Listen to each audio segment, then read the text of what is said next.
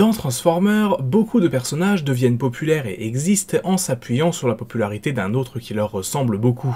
C'est le cas des Seekers avec Starscream, de Blaster par rapport à Soundwave, ou même dans une moindre mesure d'Ultra Magnus par rapport à Optimus Prime. Aujourd'hui, je vais donc parler d'un de ces personnages, le frère de Sideswipe, un Autobot arrogant qui est loin de faire l'unanimité parmi les siens, Sunstreaker. Dans la série Transformers G1, Sunstreaker est présenté comme un Autobot vantard, le frère de Sideswipe, mais aussi et surtout un bot qui insupporte beaucoup ses coéquipiers. Entre l'obsession qu'il porte à la beauté de sa carrosserie et le mépris qu'il a pour les humains, il est loin de faire l'unanimité. En revanche, il reste un soldat assez important pour Optimus Prime, n'hésitant pas à foncer dans les batailles face aux Decepticons et étant un combattant aguerri. Tout comme son frère, il se transforme en Lamborghini Countach et fait partie de l'équipage de l'Arche qui s'écrase sur Terre en 1984. Il est un personnage assez récurrent pendant les 2 premières saisons de la série, ayant à quelques reprises l'occasion de se mettre en avant, notamment lorsqu'il participe au sauvetage de Chip Chase qu'il qualifie de héros, un compliment assez rare de sa part, surtout envers un humain.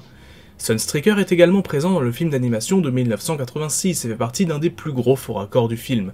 En effet, au début du long métrage, on le voit aux côtés de Kup en train de faire des travaux sur une route, mais quelques dizaines de minutes plus tard, il est aux côtés d'Optimus Prime lorsque ce dernier arrive pour sauver la mise à ses Autobots lors de la bataille d'Autobot City. Ce seront les seules apparitions du personnage dans le film, et aussi ces dernières tout court, car on ne le revoit plus par la suite, à l'exception d'un petit caméo dans la série japonaise Headmaster, faisant suite à la G1 au Japon. Dans les comics Marvel, Sunstreaker est présenté comme un ancien gladiateur qui prenait plaisir à participer à des combats, mais qui fut battu à plate couture par Megatron, ce dernier manquant même de le tuer.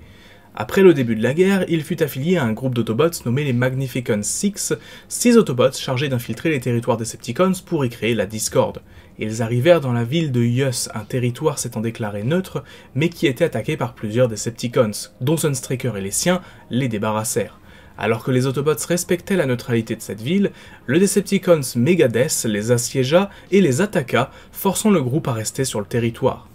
La présence Autobot dans la ville commença à agacer les locaux et après que Sunstreaker ait osé se moquer d'un bâtiment sacré ayant été détruit, les habitants se retournèrent contre eux et acceptèrent de le livrer à Megadeth, qui les fit par la suite prisonniers et les tortura. Sur Terre, Sunstreaker participa à diverses missions pour les Autobots, allant de l'espionnage du QG des Decepticons au sauvetage de Sparkplug Witwicky. Après une attaque sur la base Autobot, Sunstreaker fut considérablement affaibli et placé en stase pendant quelques temps. La situation ne s'arrangea pas pour lui lorsque Shockwave, alors nouveau leader des Decepticons, détruit son corps, laissant Ratchet dubitatif quant à la possibilité qu'il soit de nouveau opérationnel un jour. Mais finalement, Sunstreaker fut remis sur pied quelques numéros plus loin et participa plus tard à la bataille contre Unicron, à laquelle il survit, puis à un affrontement contre Bludgeon, le nouveau leader des Decepticons, au cours duquel il périt avant d'être de nouveau ramené à la vie, cette fois-ci par Optimus Prime. Dans les comics Dreamwave au début des années 2000, Sunstreaker a une caractérisation proche de la G1, étant décrit comme très proche de son frère Sideswipe, un bot anciennement artiste de rue, qui fut contraint de prendre les armes lorsque la guerre éclata. Sur Terre, après le réveil des Autobots en 1984, il participa à la bataille de San Francisco contre Devastator, puis plus tard à un affrontement aux côtés de son frère face aux Insecticons, affrontement au cours duquel il parvient à tuer Kickback. Même s'il apparaît régulièrement, Sunstreaker est davantage un personnage secondaire, de support ainsi on peut dire pour Sideswipe, et a peu d'occasions de se distinguer réellement.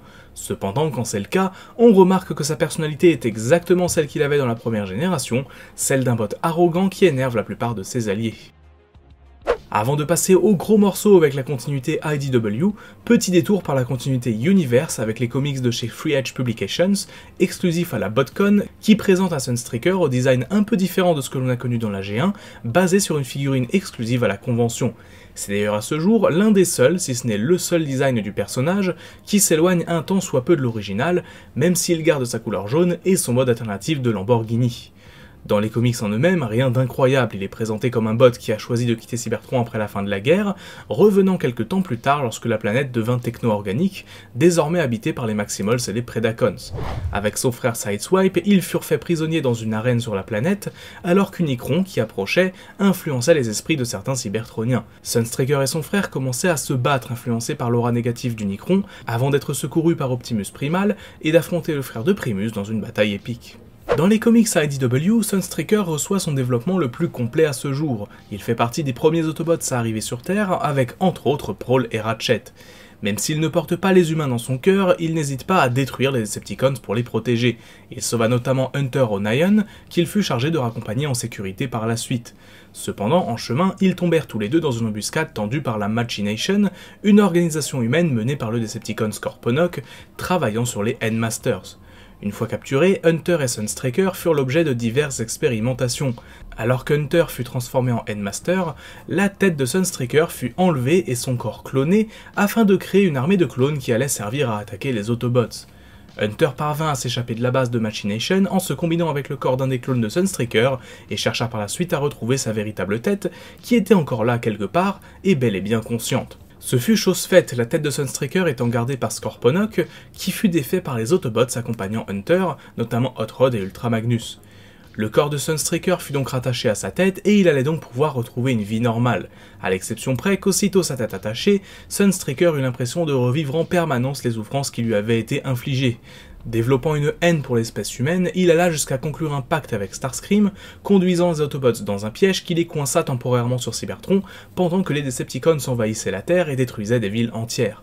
Dans le même temps, ils furent attaqués par une horde d'Insecticons qui les dépassait largement en nombre.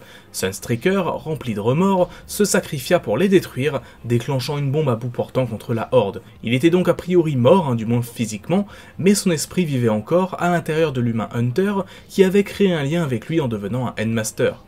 Hunter avait de nouveau été capturé, cette fois-ci par Bombshell, qui pratiqua diverses expériences sur lui.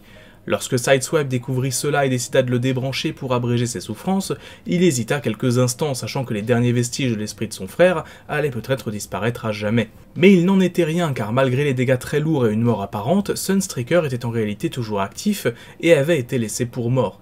Lorsqu'Ironhide le découvrit, il l'emmena aussitôt auprès d'Alpha Trion qui parvint à lui donner un nouveau corps, permettant ainsi à Sunstreaker de démarrer en quelque sorte une nouvelle vie. Et cette nouvelle vie, il la commença en apprivoisant un Insecticon qui allait maintenant être son animal de compagnie, un Insecticon qu'il appela tout simplement Bob. Sunstreaker, et Bob donc, embarquèrent une fois la guerre finie à bord du Lost Light avant de repartir quelque temps plus tard sur Cybertron. De nouveau réunis avec Optimus, Sunstreaker devient un combiner, se combinant avec son leader, Ironhide, Mirage et Prowl, pour former Optimus Maximus, qui parvint à défaire Menazor et Devastator. Optimus emmena par la suite un groupe d'Autobots sur Terre pour faire face à la menace de Galvatron et Sunstreaker en fit donc partie. Malheureusement pour lui, son frère Sideswipe fut gravement blessé lors d'une bataille et sa condition était trop grave pour le soigner. Alors qu'il savait son jumeau en paix, Sunstreaker débrancha lui-même les fils qui le retenaient péniblement en vie, le laissant partir apaisé et sans regret. Assumant désormais une place parmi les plus hautes dans la sécurité cybertronienne, Sunstreaker parvint à rejoindre la Terre après l'attaque d'Unicron et sa destruction. Sur une planète qui abrite pourtant une espèce qu'il détestait jadis, Sunstreaker est désormais en paix, avec Bob, toujours là, avec pour seul regret que son frère ne soit plus à ses côtés pour voir, enfin, la paix entre cybertroniens et à travers la galaxie. Sunstreaker ne fut un personnage majeur que dans les continuités liées à la G1, il existe dans d'autres continuités, mais son rôle est très anecdotique pour ne pas dire inexistant. Dans Animated, un concept art nous montre un Sunstreaker qui serait ici une fembot, n'apparaissant cependant jamais dans la série, ni dans aucun autre média dérivé. Dans la continuité des films, l'existence de Sunstreaker a été confirmée via un magazine, mais aucun visuel n'existe pour cette version du personnage, on sait juste qu'il est là aussi le frère de Sideswipe, et enfin dans la continuité alignée, Sunstreaker existe également, et apparaît dans le roman Retribution, ainsi que dans le livre The Ultimate Pop-Up Universe. Sunstreaker est l'exemple même du personnage qui, malgré une présence quasi nulle en dehors des médias G1, parvient à rester un personnage important dans Transformers. S'il est bien sûr toujours dans l'ombre de son frère Sideswipe, qui lui a droit à de multiples apparitions dans le multivers, il n'en reste pas moins un personnage qui, quand il est développé, peut réellement devenir intéressant et même attachant, comme c'est le cas dans les comics IDW, avec le fameux Bob qui l'accompagne. Si on sait que Sideswipe fera partie des personnages toujours utilisés dans les médias Transformers, difficile de dire si Sunstreaker réussira un jour à briller en dehors des médias typés G1. Mais une chose est sûre, rien qu'avec tout le développement qu'il a eu dans les comics, on peut être sûr qu'il restera pour longtemps un personnage assez populaire et profondément ancré dans l'esprit de la première génération. Merci à vous d'avoir regardé cette vidéo, n'hésitez pas à l'aimer si elle vous a plu, et laissez un petit commentaire pour me donner votre avis. Si vous n'êtes pas encore abonné, n'hésitez pas à le faire pour pouvoir suivre toutes les nouvelles sorties, c'est gratuit et ça aide beaucoup. Enfin, si vous souhaitez aider à l'amélioration de la chaîne en me soutenant financièrement, vous trouverez dans la description les liens vers mon compte Tipeee et ma boutique Teespring, où vous pouvez me demander un focus sur le personnage de votre choix, voir les vidéos en avance et acheter des t-shirts en rapport avec la chaîne. Sur ce, on se dit à très bientôt pour une nouvelle vidéo, c'était Magnus, ciao.